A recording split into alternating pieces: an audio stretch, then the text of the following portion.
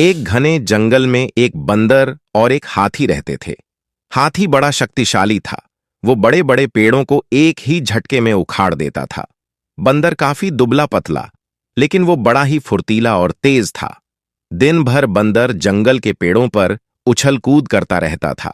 बंदर और हाथी दोनों को ही अपने गुणों पर बड़ा ही घमंड था।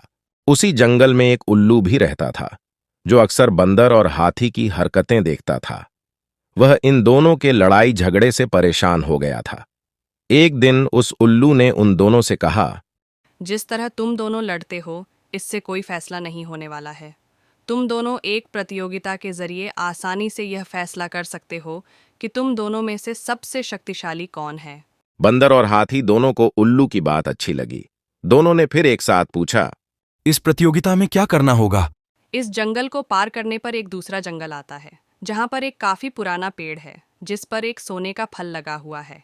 तुम दोनों में से उस सोने के फल को जो पहले लाएगा, उसे ही इस प्रतियोगिता का विजेता माना जाएगा, और असल मायनों में वही सबसे शक्तिशाली कहलाएगा। उल्लू की बात सुनते ही बंदर और हाथी बिना कुछ सोचे समझे दूसरे जंगल की तरफ निकले। बंदर ने अपनी फुर्ती दिखानी शुरू की।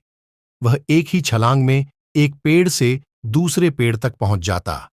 वहीं हाथी तेजी से दौड़ने लगा और रास्ते में आने वाली हर चीज को अपने मजबूत सूंड से उखाड़ फेंकता।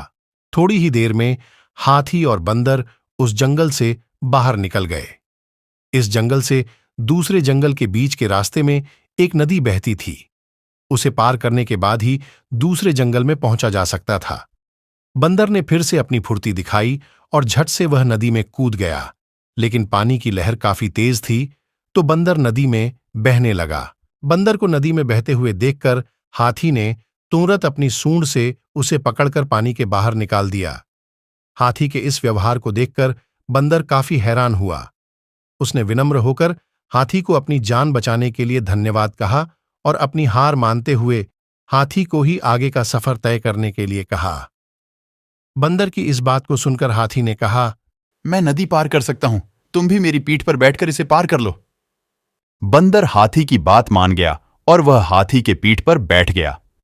इस तरह दोनों ने नदी पार कर ली और दूसरे जंगल में पहुंच गए। फिर दोनों ने मिलकर सोने के लगे हुए फल वाले पेड़ को भी खोज निकाला। सबसे पहले हाथी ने अपनी सूंड से उस पेड़ को गिराना चाहा, लेकिन वह पेड़ काफी मजबूत था। हाथी के प्रहार से वो पेड़ नहीं उखड़ा। मैं यह फल नहीं तोड़ सकता। हाथी की बात को सुनकर बंदर ने कहा, चलो मैं भी एक बार कोशिश करके देखता हूं। बंदर फुर्ती से उस पेड़ पर चढ़ने लगा और उस डाली पर पहुंच गया जहां पर सोने का फल लगा हुआ था। उसने वह फल तोड़ लिया और पेड़ के नीचे उतर गया। इसके बाद दोनों वापस नदी पार करके अपने जंगल लौट आए और उल्लू को वह सोने का फल दे दिया। फल पाने के बाद उल्लू ने जैसे ही इस प्रतियोगिता के लिए विजेता का नाम बोला, तभी बंदर और हाथी ने एक साथ कहा, उल्लू दादा, अब हमें विजेता का नाम जानने की आवश्यकता नहीं है। इस प्रतियोगिता को हम दोनों ने मिलकर पूरा किया है। हमें यह समझ में आ गया है कि हर किसी का गुण अपने आप में अलग और खास होता है। हमने यह भी फैसला किया है कि आगे से अब हम कभी भी इस बात पर बहस भी नहीं करेंगे और मित्र की तरह इस जंगल में रहेंगे। उल्लू को बंदर और हाथी की बात सुनकर काफी खुशी हुई। उसने दोनों से कहा, मैं तुम्हें यही समझाना चाहता था कि सभी एक दूसरे से अलग होते हैं। अलग अलग गुण और शक्तियां ही हमें एक दूसरे की मदद करने के काबिल बनाती हैं। साथ ही हर किसी की अपनी कमजोरियां भी होती हैं, इसलिए एक दूसरे के साथ मिलकर रहना ही सबसे अच्छा होता है। उसी दिन से हाथी और बंदर दोनों मित्र हो गए और वह जंगल में खुशी खुशी रहने लगे। कहानी से सीख हमें एक दूसरे के गुणों और शक्तियों का सम्मान करना और आपस में मिलजुल कर रहना चाहिए।